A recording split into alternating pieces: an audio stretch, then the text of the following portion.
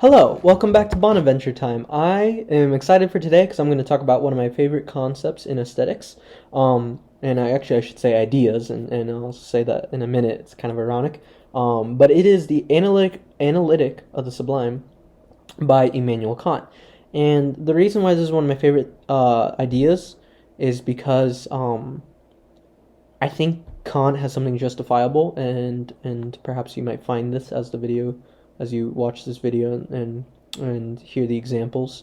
But I think he really has something here, and I think it's a great analysis of what Kant would call sublime experience. And the reason I said I should say ideas, not concepts, is because Kant believes in a beautiful, in an aesthetic moment of judging beauty. Beauty deals with concepts, but sublime deals with reason and ideas. So just kind of an inside Immanuel Kant joke, but I don't know if anyone got that, and it's not very funny. But anyway, on to the sublime. Now, this is in the Critique of the Power of Judgment. Again, it's in his Aesthetics. And for Kant, the distinction is made where beauty is this harmony between the faculties of imagination and understanding. The sublime is contrasted with that in that it is a tension between the faculties of reason and imagination, and I'll get into that more later. And I should say this introduction, so to speak, towards the sublime is going to throw a lot of terms out there, and don't be afraid if it's like just a bunch of terms and you're not quite catching on. When I get into the three sublimes that Kant names, I'll use examples, and hopefully these terms will make more sense. But yeah, so the sublime deals with reason and imagination, and he's going to say their intention. Now, for Kant, the sublime is not excessively beautiful, like some people would say, like a Dietrich von Hildebrand or Jean-Louis Chrétien, right? Sublime for Kant is a union of the fearful and attraction. Now, the German words he would use for this is actually really interesting, because in German, Ehre means glory or honor, and Furcht means fear. And for Kant, the sublime is a combination of both, right? It's a fearful and an attraction, right? The glory. And that creates Ehrfurcht, which is awe. And I think this is really interesting, in that the German language actually allows for a very accurate, you could say, description of the experience of the sublime. And again, this will all become more clear as I get into the examples of the different kinds of sublime, but that's kind of interesting. Is the German there is this Ehrfurcht, this awe, but the point is the sublime is this union of the fearful and the attraction, and because we see that this fearful and this attraction, this is gonna stem from this idea that there's tension in the sublime, whereas in beauty for Kant there's a harmony with the imagination and understanding. For Kant, the sublime, there's tension between reason and imagination. This does not mean that the sublime is still not aesthetically enjoyable. For Kant, actually, it can be very aesthetically enjoyable, but it has to be from a safety position. And again, this will become clear when I go into the different sublimes in detail. Now, for Kant, if we're looking at tension, he's going to say the sublime emulates this momentary inhibition of life and gives off a negative pleasure, whereas the beauty gives the feeling of life, right? If you have an aesthetic, I think this is pretty obvious if you think about it, in your own reflections of beauty or encounters beauty, right? Beauty gives you this sort of life, right? When you wake up and you see the beautiful sunrise, that gives you a feeling of life. For Kant, the sublime is not that way. It gives you a momentary inhibition of life, like this, your breath is taken away from you for a moment. Not that that's not enjoyable. He would still call it a pleasure, but he'd call it a negative pleasure because it's a momentary inhibition of life. And so the last thing I should mention is that the sublime because it deals with reason and ideas, it's going to deal with totalities of my experiences, of relations, and totality of all totalities, right, which would be God. And that's an example of just the different kinds of totalities, but really the main point is it deals with totalities, and this will become clear again when I get into the examples of the different kinds of sublime, which I will do right now. Now, there are three different kinds of sublime for Kant. There's the mathematical, there is the dynamic, and there is the personal sublime. What happens in a sublime experience for Kant is when the reason grasps the totality of an idea, but the imagination fails. Again, that's where the tension comes in, right? Now, to give an example of, I'll start with the dynamic sublime, because usually this kind of opens the way to understanding the other kinds of sublime. An example of the dynamic sublime could be you in the wilderness on a safari trip, or wherever, going on a trip to visit lions or tigers or something, right? Animals that could kill you, very dangerous, right? That's fearful, right? You're scared of being killed, right? Now, if you're just in an open field with a lion that could kill you, or a cheetah or something that easily could kill you, and it's very possible, that would not be a sublime experience. That would just be scary. I think all of us would agree with that. But the sublime experience would happen when the fear is neutralized. This fear of being eaten by the lion puts you at a safe distance. So say you're with experienced people who have taken precautions, or say you're in a zoo, right? You're behind that glass wall. You're in a safe position, and because you're in a safe position, the fear has been neutralized. Now, reason grasps the totality of this idea, but your imagination fails, right? Because reason has grasped there's a wall there, there's a glass there between me and this tiger or this lion or cheetah or whatever, and so I'm safe, right? So reason has grasped this, and this now becomes something that I can enjoy. But imagination does not, because your imagination's thinking about this lion eating you and the possibility that it could, right? It's still like that lion is 2 feet away from you, right? So your imagination fails to grasp the totality of this idea. And again, there's that tension. Now, this is an enjoyable experience like the zoo, but it's still scary, and there's still a certain fear. And so again, there's that mixture of the fearful and the attractive. When the fear becomes neutralized because you're in a safe position, you can enjoy it, but right, there's that tension, and that's why he calls it a negative pleasure, right? It's this inhibition of life. Like, say the gorilla, right, and this has happened, and I've had this happen when I've been there. The gorilla smacks the window, right in front of you. That is scary. And Kant, depending on the circumstance, Kant might not say that's a sublime experience, but the example that it could hit it and it scares you, right, shows that imagination's failing to grasp the totality that you are safe. And that's why it's a negative pleasure. I'll give one more example of the dynamic sublime, and this is actually perhaps a better one. I've had explaining it to others. Usually everyone gets it on this one. Think about skydiving. When you're skydiving, you are falling at an exponential rate that will kill you if you hit the ground, right? But you're enjoying it. And this is because reason has grasped that your parachute will save you, that you are safe, right? Fear is neutralized. Now you can enjoy this. You can aesthetically enjoy this.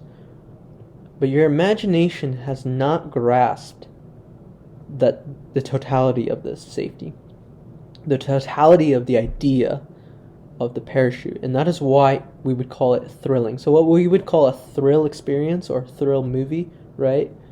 Because we enjoy thrillers, Kant would call the dynamic sublime, right? Something, or in a way, if depending on how you use thrill, you would call it the dynamically sublime,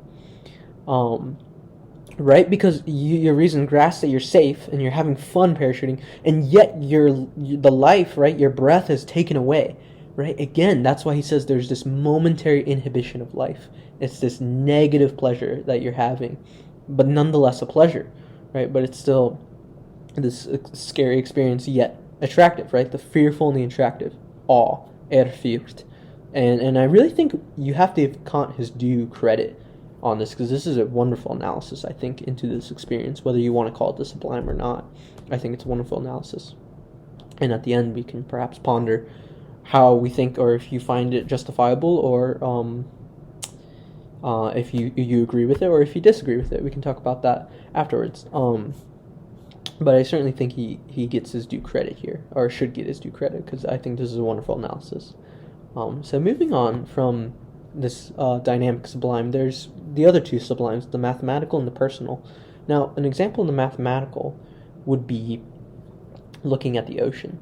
If you're looking at the ocean, reason has grasped, that this ocean is finite, right? When you look upon the beach and you see this ocean, you know that the totality of this idea, the ocean is finite, right? Now, the imagination has failed to do this, right? There's a certain fear, there's this tension, right? And the imagination fails to understand that the ocean is finite, because when you're looking at it, it just goes on and on and on and on, and you don't see the end. And so again, there's that tension between reason and imagination, but reason has grasped totality and has neutralized this fear that it is finite. And it's aesthetically enjoyable. I don't think anyone would disagree that this is an aesthetic experience, or a sublime experience, looking at the ocean, at the beach, right? And so that's an example of the mathematical sublime. Interestingly enough, Kant, in the Critique of the Power of Judgment, I believe actually uses St. Peter's Basilica and the size of it as an example of a mathematical sublime. However, I've found that the example of the ocean is an easier way to describe the mathematical sublime versus his example, because if anyone's read Kant, you would know he's not very intelligible. Intelligible is different than intelligent. Intelligible meaning that you can understand what he's saying, and it's very hard to understand what Kant is saying. He's very hard to read.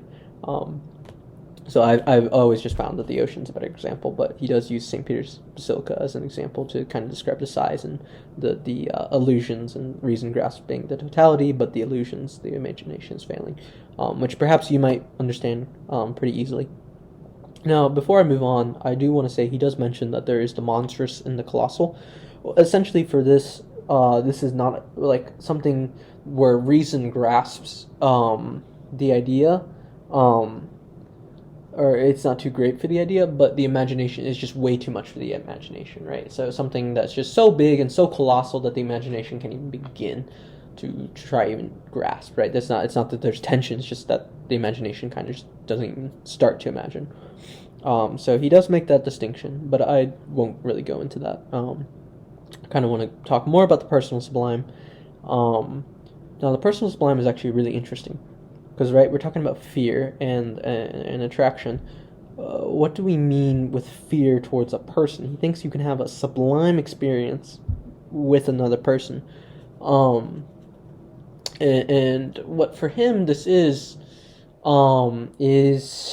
you could say like a fear in the sense of maybe someone, when we use fear here, I think oftentimes we think of fear like the dynamically sublime experience, where it's something that's imminent to death or something existentially, right, crowding you. But for Kant, fear could be something in the personal sublime, is something as like someone that you revere, right? You have deep reverence for, because they make you, in some sense, perhaps feel small, right? So actually, what's interesting in a personal sublime, Kant would argue that it's not just you fear like this criminal or someone who could kill you, but you could, this fear could also just be a sense of your smallness towards a person who you revere, because they're just really holy, maybe, or just really powerful or great, or just a really great person. And so you have this sense of awe for them, right? Again, that sublime, the fear in that kind of sense. I think that the words of the German kind of make that more clear, how you look upon fear. So the personal sublime could be someone you have reverence for their cleverness or their just unique intelligence. They make you feel small in that way, in their senses. That kind of fear. And for Kant, this is countered by humility. This is how you could say enjoy this from a position of safety, as we've been talking about. And it's countered by this humility that's the response, and you can enjoy, right? You no longer just fear this person and feel low, but you enjoy this because you counter it with accepting and with this humility, and so, right, now that becomes an attractive quality, right? Which is a really interesting thing for Kant, the personal sublime, and I think it's very interesting for Catholics, right? How often we play the comparison game, but really in humility. And this is going away from Kant, so kind of a little sidestep from philosophy, but more into the realm of psychology. There was there's a psychologist by the name of Tom Rutledge. He would say humility is one's awareness that they are neither greater nor worse than another, and I think we oftentimes see that, like, there's the arrogant, but then there's what Rutledge would call the negatively arrogant, right? Or as Catholics we might know this as false humility. And so, kind of, I know that was kind of a sad stuff, but kind of in that kind of line of thought, right? This humility counters this idea that we can actually just be grateful for this cleverness or this holiness or the greatness of this person that we revere, and that neutralizes this fear of lowliness because we can actually aesthetically enjoy this quality that this person has. And to kind of build off of that, the sublime experience for Kant also reveals one's own dignity and freedom. Because for Kant, and it's the same as his judgment of beauty, the experience happens within me. It happens inside of me, right? For Kant, if you're familiar with his aesthetics, beauty is not objective, nor is it just merely subjective. Beauty is subjectively universal for Kant because the experience happens within me. But because we all share these same faculties like understanding and imagination, the judgment I make can be a maxim, right? Subjective universality, because we all share these faculties. It's similar to his ethics, if you're familiar with that, and the maxim laws he gives and the autonomy he gives to the person. And because there's this autonomy, because this experience happens within me, right, this shows forth my freedom, and it also shows forth my dignity. I'm right, for Kant, I am an end in myself. I'm not the means to an end. I am an end in myself, right? And the problem with that,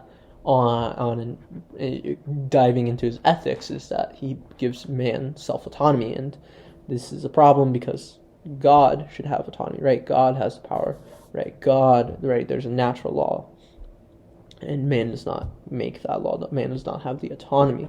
Now, Kant wouldn't just say the law is relative, but he would give autonomy to man because, right, where it ends in ourselves. And I think, though, not to bash too deeply into that, we could actually see that he's actually, in a historical context, what makes that so great of a movement for Kant is that he's really trying to restore human freedom and would lead the way for other contemporary philosophers to critique Kant and return autonomy back to God and put freedom in its proper place. And I'm thinking mainly at the moment of Karol Wojtyła, in the work he did in freedom, especially in the moral section in Veritatis Splendor and Love and Responsibility. But that's Immanuel Kant's sublime experience. I think it's really interesting because I think we've all experienced those moments where the breath is taken out of us, but it's a pleasure, right? It's this pleasant experience, aesthetically enjoyable. Now, whether you would call that sublime or not, I leave that up to you, and I'd be very curious to see what you think. So if you want to post in the comments what you think about Kant's Sublime, please do. I'd love to hear your thoughts. I would say I lean more towards Dietrich von Hildebrand and the Sublime being something more excessively beautiful. That's why. So, like, if you don't read into Hildebrand's Sublime as he takes it from Kant, because for him, Sublime is excessively beautiful. So he would refer to holiness and things of a spiritual nature as sublime, right? Having sublime value. So Hildebrand's different. I will say I kind of tend to favor that position, but I do not think, I don't necessarily, and Hildebrand wasn't trying to do this, and he's not the only one to do this, to think of value or sublime in this way. They don't really respond to Kant in the sense of, like, give a formalized argument of why Kant would be wrong in saying the sublime is not excessively beautiful, but it's this mixture of fearful and attraction. But again, that wasn't really their discourse or their purpose anyway. But I'd be curious to hear from you if you agree with this, or if you find anything justifiable in this. I certainly find things justifiable. Like I love talking about the dynamic sublime because I think that's perhaps the most justifiable out of these sublimes. This momentary inhibition of life, this negative pleasure, especially in the skydiving example. I think we've all had moments like that. So A really great idea from Kant. Really great stuff. Honestly, it's a great read, and I think it leads to great reflection, and we can think about, especially in this end, on dignity and freedom. Um, we can take that to reflection and really see how that advanced into a more Catholic perspective, properly situated into where we have, yes, dignity and freedom, but we don't have autonomy, right? God has. But I think this poses wonderful reflection, and I think it's a great analysis into these experiences of dynamic, mathematical, and personal. So I hope you enjoyed this video. If you did, please leave a like and subscribe. And I would love to hear from you, your ideas on these videos, what you think of these philosophers and their thoughts. So please comment, and I hope to see you next time. God bless.